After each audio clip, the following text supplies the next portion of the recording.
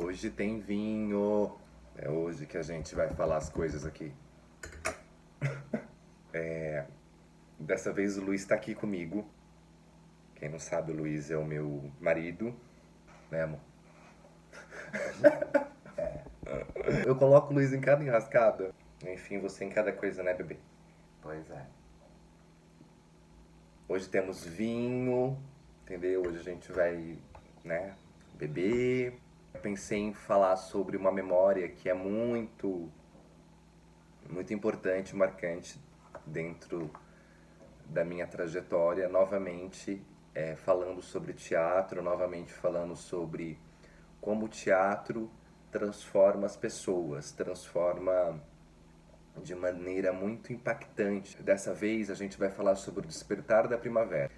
O Despertar foi uma peça que a gente montou em 2007, ainda dentro do conservatório em que a gente se conheceu, que o Despertar teve dois momentos da minha vida. Antes da gente falar sobre a história do Despertar, lá de 2007, na época em que eu conheci o Luiz, e na época que a gente começou a namorar, eu quero falar sobre a primeira vez que esse texto surgiu na minha vida.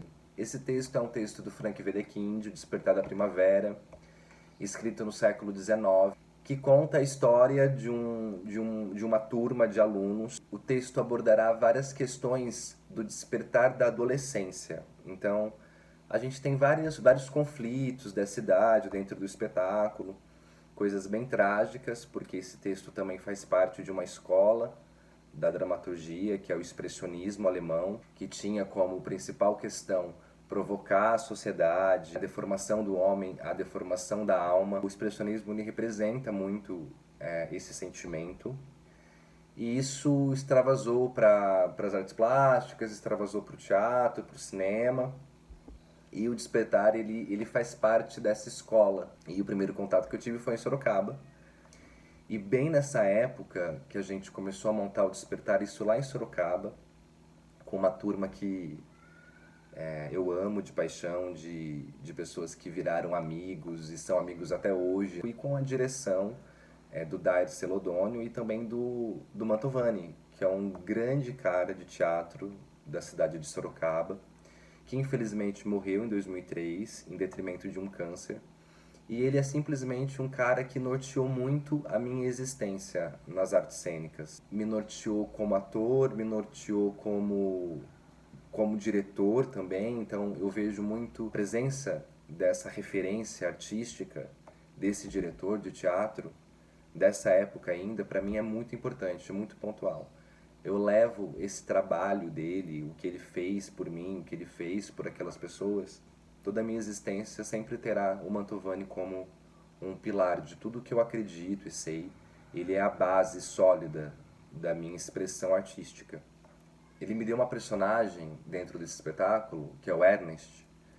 E o Ernest, ele tinha uma paixão por uma outra personagem dentro do texto. E lá pelas tantas dessa história, eles num diálogo se beijam. E eu me lembro que eu era muito novo e eu recebi essa personagem e eu fiquei super, né, intrigado. Eu tão novo fazendo, eu não achava que eu ia fazer essa personagem, justamente por conta desse beijo, né? Talvez ele queria dar esse texto para uma pessoa que tivesse um pouco mais de estofo para fazer, enfim, eu nem pensava que eu ia fazer. E aí muita coisa mudou na minha vida. Percepções mudaram, a forma como eu encarava as coisas na minha vida. Enfim, o teatro modificando não só o nosso lado artístico, mas também o nosso lado humano. Essa personagem me fez ter insights sobre quem eu era de fato, o que eu queria para a arte e o que eu queria quanto ser humano para o mundo e o que eu queria fazer para o mundo. Então foi nesse momento, fazendo Despertar em 2002, que eu tive essa sensação de querer fazer teatro para o resto da minha vida. E depois vocês já sabem, porque vocês, espero eu, que vocês já tenham assistido o segundo episódio, que eu conto a minha primeira experiência dentro de Campinas com o teatro, nessa quarentena feelings, nessa quarentena onde as pessoas precisam ficar em casa, nos noticiários, a alta das pessoas nas ruas, a porcentagem delas em casa caiu, eu vi ontem no jornal. Então, assim, isso é muito sério. Ficamos em casa vendo os vídeos, corta para 2007. Eu já estava morando em Campinas, já tinha tido ali algumas experiências no teatro. Eu entrei no conservatório em 2006, o Conservatório Carlos Gomes de Campinas. E nesse conservatório, fazendo as aulas de teatro, dessa vez aulas profissionais, né, porque era um curso profissionalizante. No final de tudo aquilo você ganhava um DRT. E quando eu cheguei no conservatório, uma das matérias era a história do teatro. E nessa história do teatro havia uma dinâmica ali, durante o bimestre, de se dividir a classe em grupos. Era dado para nós textos de toda a dramaturgia mundial para se fazer. E era dividido em tragédias, comédias latinas, teatro grego, teatro inglês, o teatro brasileiro, Nelson Rodrigues, Plínio Marcos. Então a gente tinha uma riqueza muito grande de textos que a gente estudava a cada bimestre.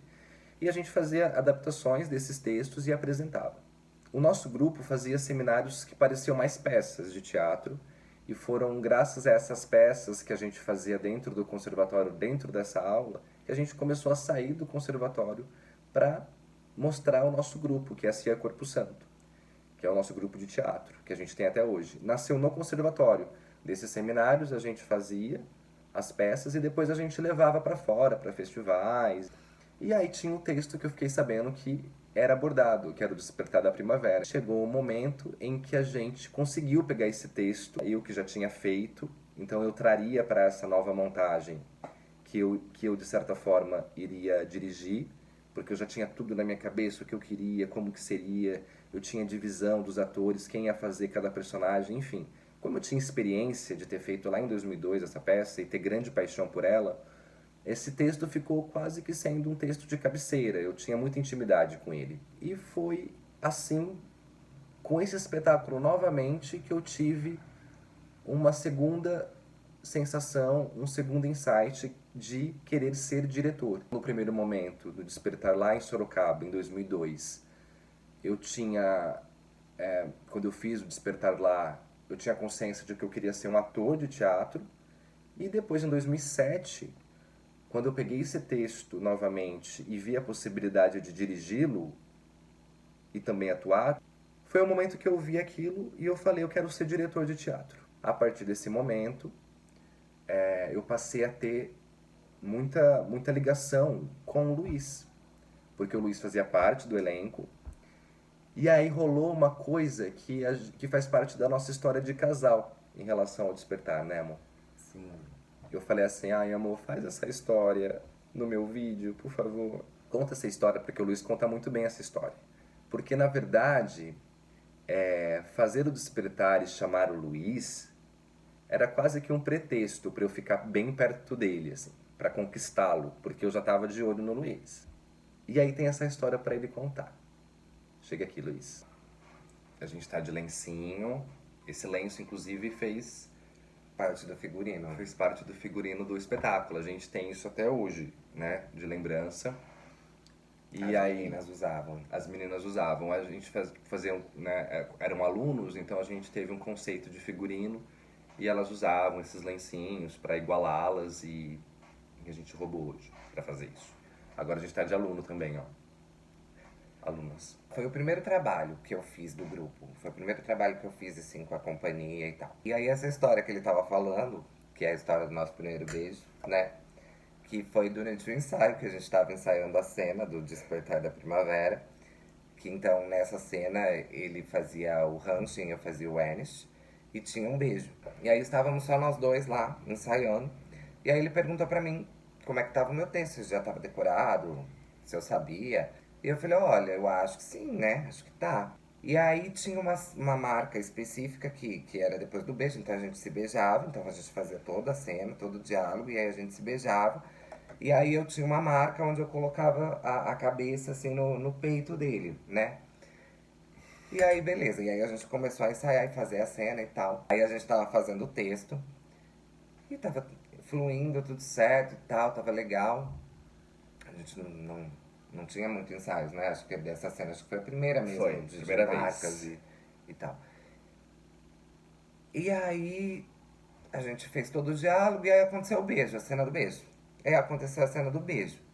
E aí eu fiz a marca, assim, e aí naquele momento, assim, tipo, sumiu todo o texto da minha cabeça, assim. E eu encostei a minha cabeça no peito dele, que era a marca, e eu falava, puta que pariu, agora eu não lembro de absolutamente nada. Sem saber o que dizer, porque eu não lembrava do texto, sem também ter como improvisar e tal. E aí eu me lembro que eu parei a cena, né? Que a gente parou a cena e eu falei assim, olha, esqueci completamente do texto. Aí do mesmo dia, tipo assim, a gente teve esse momento e a gente se beijou de verdade daí, não teve isso? A gente foi pra essa outra sala e tal, e aí tinha um refletorzinho, ligamos os refletores e tal, bonitinho, criamos um clima e começamos a passar a cena, né? Fez a cena do beijo e aí a gente se beijou. E ficou se E aí beijando. a gente ficou se beijando, tipo, esquecemos a cena, né? O ensaio, o resto. Ernest e Hansen no meio do mato correm muito. Eu estou morto. Eu estou com fome, não sei o que é o pior. Eu não consigo nem me mexer. Olha o céu, parece que tá pegando fogo. Sabe, às vezes eu me vejo como um pastor, um vigário, muito digno e respeitado, com uma mulher bem-humorada, uma biblioteca, honras por todos os lados, com 6 dias para pensar e o 7º para falar. Em casa tem café quentinho, tem bolo, pão saindo do forno. As garotas entram pela porta de trás trazendo cestas cheias de maçãs. Você consegue imaginar coisa melhor do que essa, Hansen? Eu não sou muito de sentimentalismo. Os adultos usam a autoridade deles para disfarçar a sua burrice. Lá entre eles fazem tudo como a gente faz, as mesmas idiotices. Às vezes eu penso no futuro como um copo de leite. Uns derrubam e começam logo a chorar. Outros se batem para ver quem bebe a melhor parte. Por que a gente não faz o seguinte? Separa a nata do leite e bebe com prazer.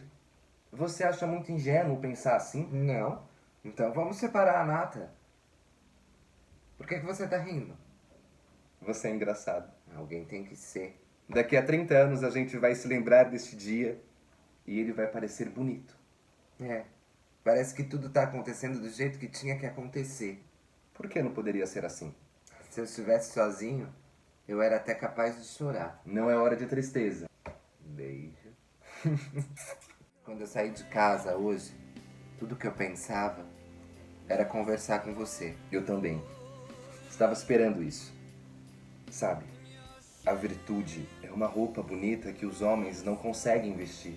E em nós ela ainda fica grande demais. Eu nunca amei ninguém no mundo como eu amo você. Sem sentimentalismo, eu não sou disso, você sabe. Daqui a 30 anos a gente vai rir disso tudo. Olha o topo da montanha. Olha como brilha. O vento passa pelas pedras como se estivesse pedindo para fazer uma carícia.